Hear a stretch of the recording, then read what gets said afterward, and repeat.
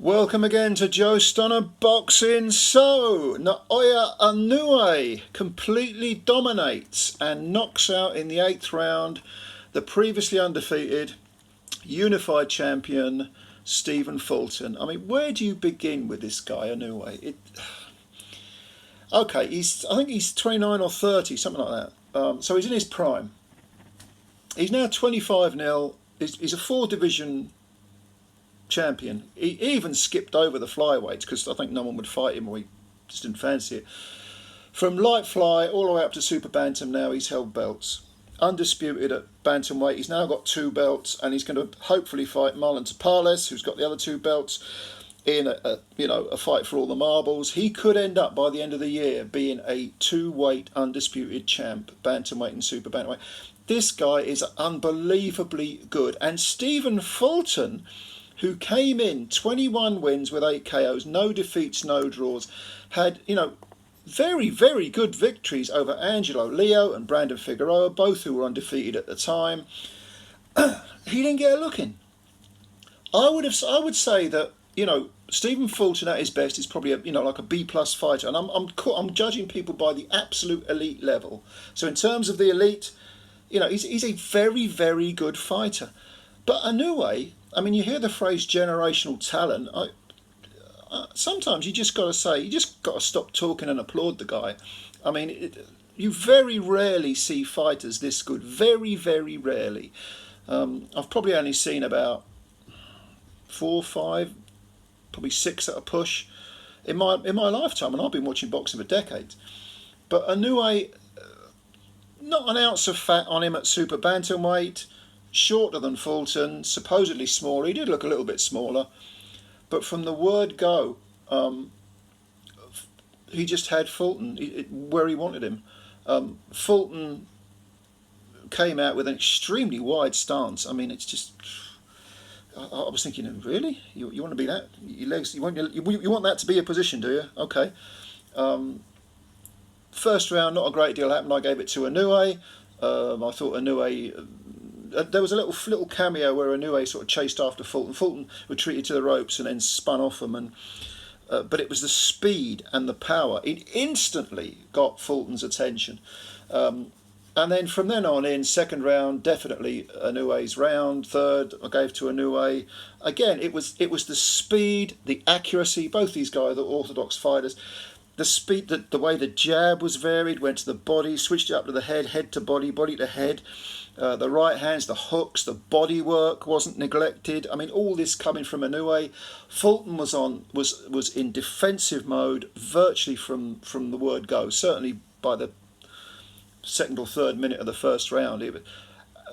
In the 3rd round, he had blood coming out of his nose.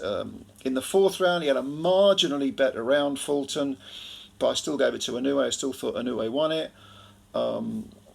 First half of the 5th round, I thought Fulton again, trying to be a little bit more proactive, a little bit more come forward, a little bit more, let your hands go more. But this was it.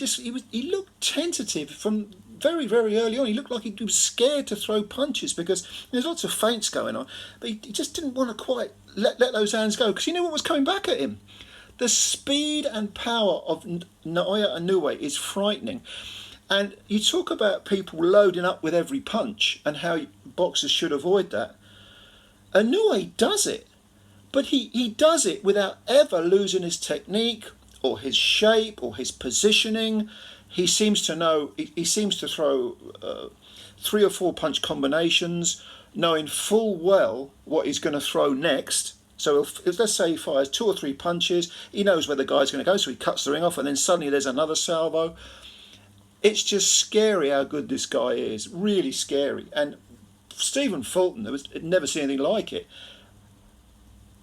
I'm running out of things to say. I'm running out of superlatives here, but I gave every single round to NAOYA INOUE. Like I say, the 4th was closer, but I still thought INOUE won it. INOUE won it. The 6th may have been. There may have been some success for Fulton in little pockets in the 6th or it was the 6th, wasn't it? The 7th was, we were back to the usual stuff from INOUE.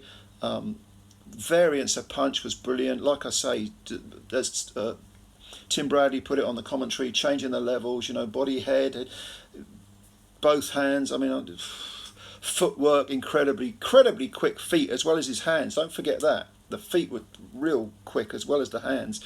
Fulton just could not handle the speed or the power. In the 8th round, Fulton hadn't really been hurt seriously at any point until the 8th round, and suddenly Inoue fires yet another thunderbolt jab, as quick as a flash, overcomes the right, bang on Fulton's jaw. He sort of sagged, fell backwards. Inoue, and this is another thing about Inoue, what a nasty, spiteful little sod he is. As soon as the right hand landed and Fulton had sort of stumbled backwards, Inoue was on him, a huge left hook, caught Fulton on the side of the face, and Fulton is flat under the bottom rope. He gets up, I didn't think he was getting up, but he got up straight away. I mean, like a shark that smelled blood, straight all over him. Got Fulton in the corner. Inoue this is, letting huge hooks go. Bang, bang, bang, bang, bang. Fulton didn't know what to do. The referee let Fulton try and punch his way out. He landed, I think, one punch coming in. He might as well not have bothered, because Inoue paid no interest to him whatsoever. Eventually, Fulton's sagging back onto the ring post again. Inoue's all over him, and as the referee steps in, Inoue punctuates this brilliant win with a huge left hook that puts Fulton down on his backside, or at least on his haunches, I think he was. The referee stopped the fight. An absolutely superlative, exemplary performance from a master boxer. And I'm saying boxer because everyone goes on about Inoue's power. His technique is brilliant, absolutely brilliant. Every punch he throws has, you know, meat on it, real spite and venom behind it. Every time he moves forward, he's got something in his mind that he's going to do. His ring IQ is extremely high. He's totally offensive minded. But at the same time, I mean, you've heard the phrase, offense is sometimes the best form of defense. Okay, maybe it would be easy if he eventually moves up to, I don't know, super lightweight or welterweight, or I don't know, you know, and eventually someone can take his shot and actually fire back. It'll be interesting to see exactly what his defensive skills are. But he don't get hit much. And Fulton, who hasn't got a lot of power anyway, he's only got 8 KOs and 21 wins, he did land 1 or 2 punches, and Inoue, bearing in mind he started as a light flyweight, he didn't seem to feel them at all. It was just a brilliant performance by a magnificent fighter. Is he the best in the world pound for pound? Probably. I mean, Usyk maybe a couple of others you can argue, but who's going to argue with Inoue when you look at his resume? 20 world title fights, 18 by KO, and he makes someone as good as Stephen Fulton look like an absolute novice. Amazing performance, absolutely amazing. Leave your comments below. What do you think of this guy? What do you think of this fight? Surely, I've had some people say, oh, Inoue's overrated, and I thought, an absolute load of bullshit. Look, surely you're not going to go down that path, but if that's your opinion, leave it. I want to hear your opinions on this fight, on how good Inoue is. What do you think of Fulton?